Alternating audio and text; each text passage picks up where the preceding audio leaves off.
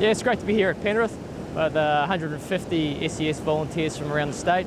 They're really here this weekend to fine-tune their flood rescue skills in preparation for what will no doubt be a busy storm and flood season.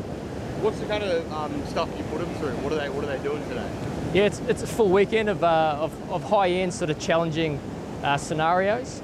The type of things they're responding to day in, day out, serving their communities is high risk and can be a very high consequence. So it's really important that they're fine-tuning their skills in a semi-controlled environment with their peers and support around them.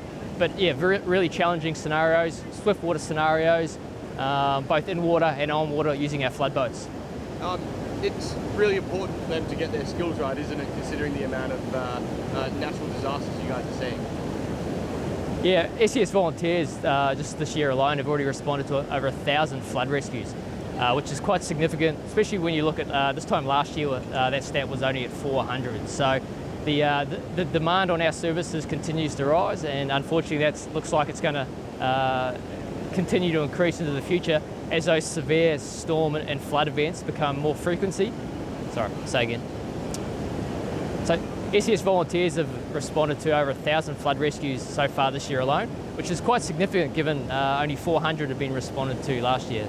So it's really important that they fine-tune their skills in these challenging environments, because these are the type of environments they'll be responding to, serving their communities all times of day and night.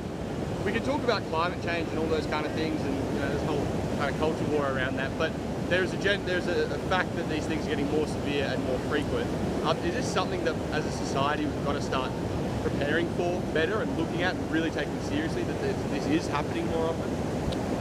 Oh, without a doubt, the frequency and the severity of these extreme weather events is increasing. It's already happening. We're here. Climate change is real. It's affecting everyday Australians and communities across the state. The SES volunteers and our emergency service partners are continuing to respond in support of our communities. The demands are increasing. The statistics don't lie.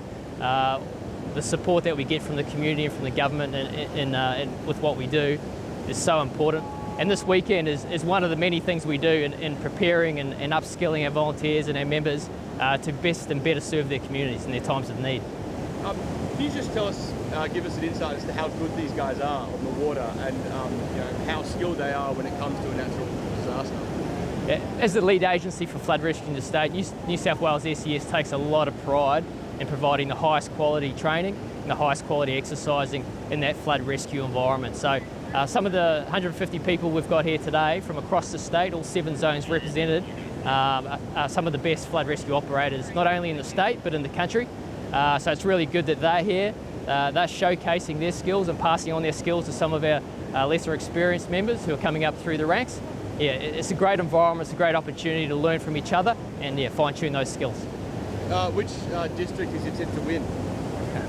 I've been around long enough in the game not to make those sort of calls, but yeah, this weekend's all about learning from each other, building those relationships. Like I said, we've got volunteers here from all over the state, all 7 zones represented. The teams have been formed up with different representatives from different units, so it's about developing those relationships, learning from each other, and really also developing those skill sets to be able to put a team together with people they don't know and go and effect a rescue, which can happen out in the field when we've got different unit and different SES unit, different agency personnel coming together, working together to save lives. Cool. And finally, there's a storm warning for a lot of Sydney this weekend. Can you just tell us what the SES is preparing for and what your message is to people if they are calling those storms? Sure. So we are in storm season, so we're going to continue to see severe thunderstorms roll through the state over the next few months. So really it's urging communities to be aware, monitor your local weather forecasts, download the Hazards Near Me app. It's the best way to get the most up-to-date information on storms, on floods, on fires that may be impacting you or have the potential to impact you. Today in particular, there's a severe thunderstorm warning impacting the Greater Hunter and Mid-North Coast areas. So just really urging communities in those areas to be aware and heed the advice and the warnings from the SES and the other authorities.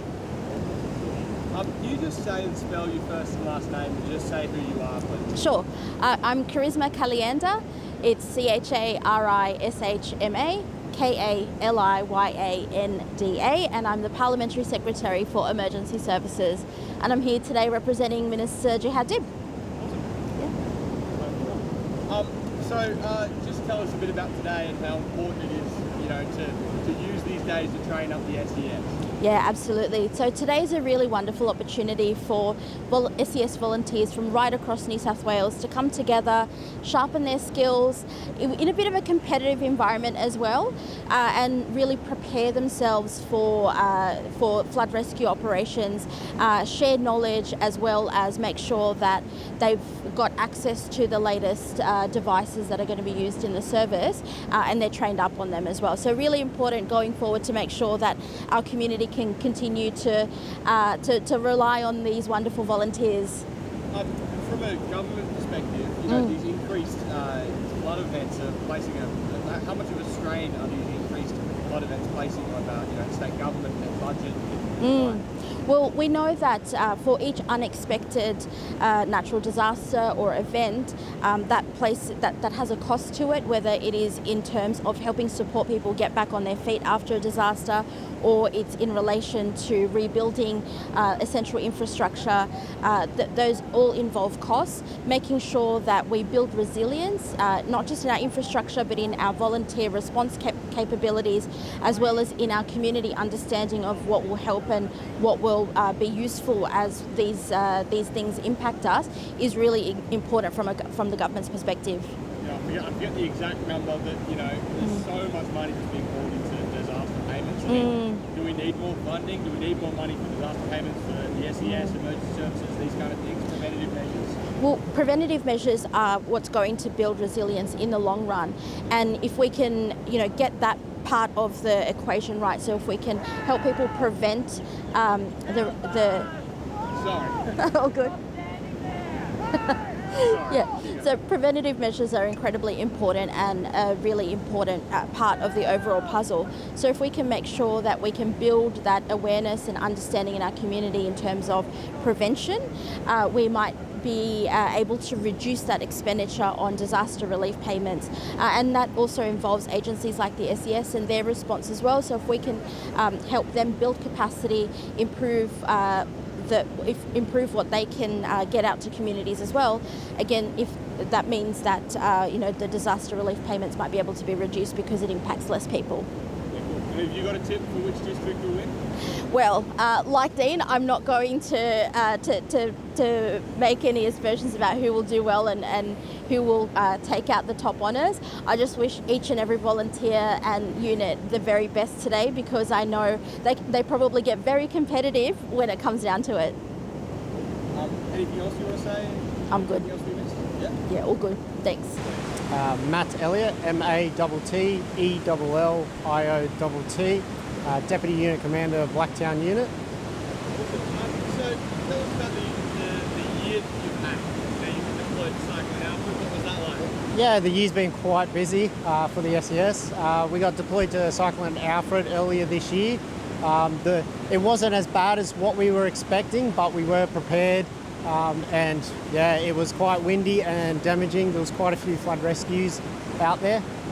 You're doing rescues up there in a pretty high pressure environment. Can you talk us through that? Yeah, it is pretty high pressure environment. The shift that we had in Alfred was the night shift, so we call it the graveyard shift, which is quite dark and glooming, especially in an area you don't know. So you don't know what type of hazard or risk we're going to come across. So always being prepared for that is, very beneficial. What's that like when you take someone safely? Yeah, it's that feeling of gratitude from that person. They're clinging for life, not knowing what's going to come around the corner for them. So being that person, reaching out with that hand for them, is very self-satisfying to, be that person to help out.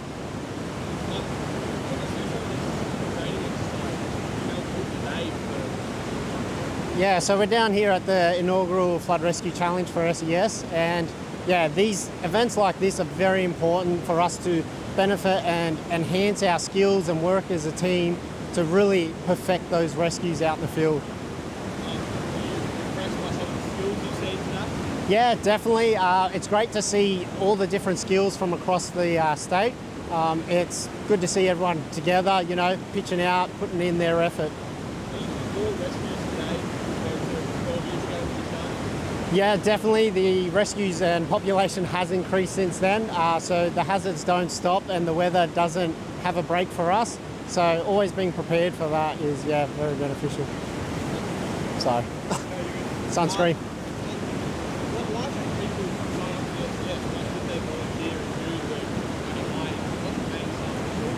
Yeah, well, 12 years ago, I didn't really expect too much out of it, but after the career I've had with SES as a volunteer, it's very beneficial, and the skills I can apply to my day-to-day life has been very beneficial to myself and to the community.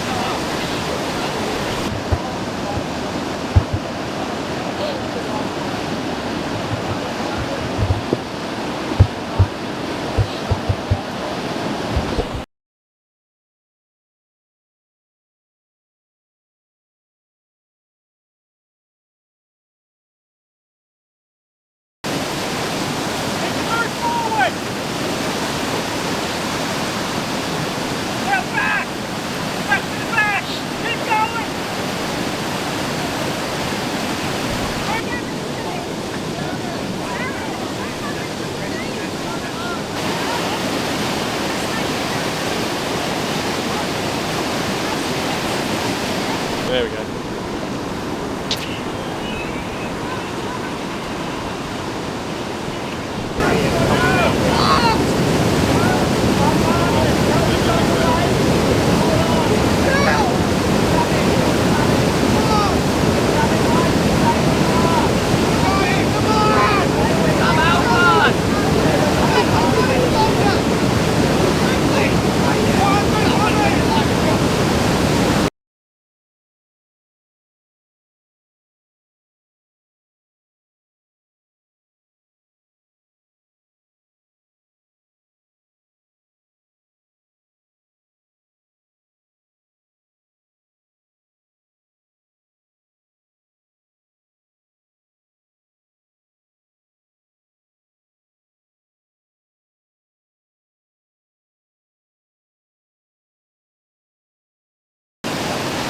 Like a Chinese wet market out here. Yeah. Has anyone? We could be wanting just to hold this vehicle in this piece of rope, like permanent rope that's out of date, that's going to stay there. I'll leave that there maybe, because I still want this vehicle secure in case the it comes up and it's going to float downstream. Keep that in mind as well. So up with the anchor,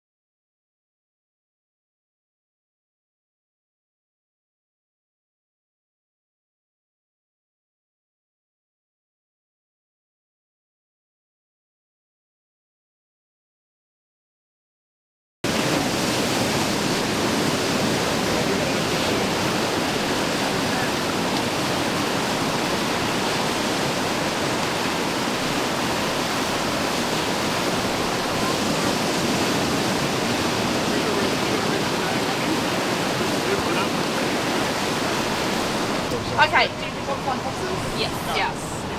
So, yeah, so just to confirm with flying foxes, we do know where the colonies are. We do have procedures in place and teams ready to let you know where they are. Don't touch them. You need to be vaccinated. It's better to leave them. Record if you're seeing them, but do not bring them on board. You need to be vaccinated. You need to be trained. Parents will know that they're there and we have plans in place. So snakes, flying foxes, larger animals that you're not capable of lifting, do not risk it. Yeah. How long does vaccination last for? We have to get teeter tests every 2 years. So we get boosts. There's boosters, so you can use boosts or not. And every time one of us gets sick, we have to go get tested and boost straight away. So it's quite the process.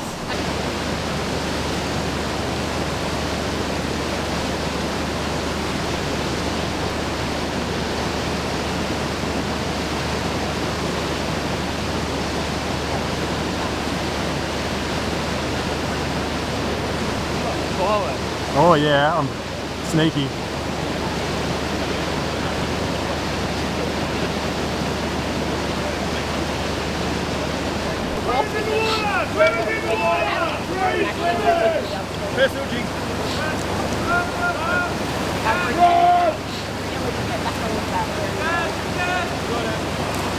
Right shoulder! Right shoulder!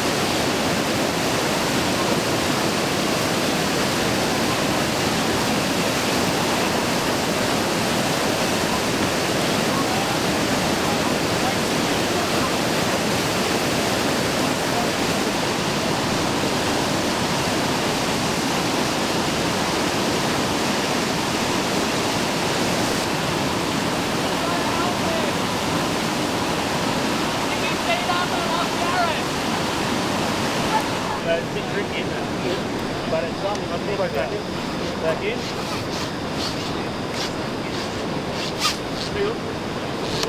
You would generally just walk back with it, but give it a room, that's fine.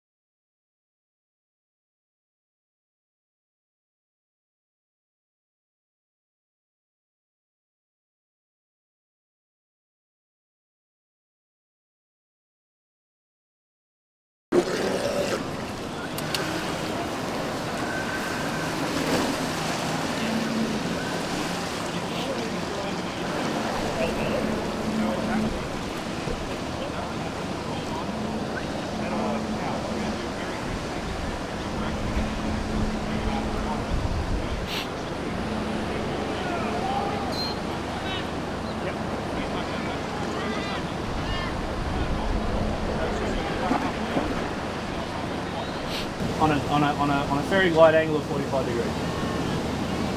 Yeah? Hello. Don't mind me. We never do. We never do. We never do. Okay. So remember, we're building it all. We're not telling you how to suck eggs, and every job is different. But we're just trying to remind the basis of how things will go. So what are we going to do here? We're going to look at the reach rescue column, which lasts for 6 weeks. Oh, actually, yeah. Oh wow, that's for the.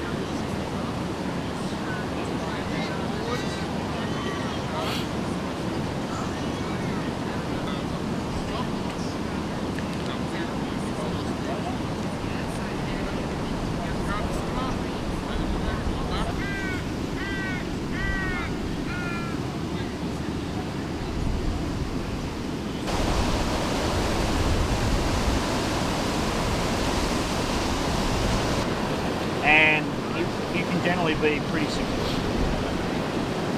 Obviously, what are you going to look out for where you're securing it to? Any sharp edges. Now our vehicles don't have trim in them, so there's probably more sharp. Forward down the line and I'll help. Why is it bending?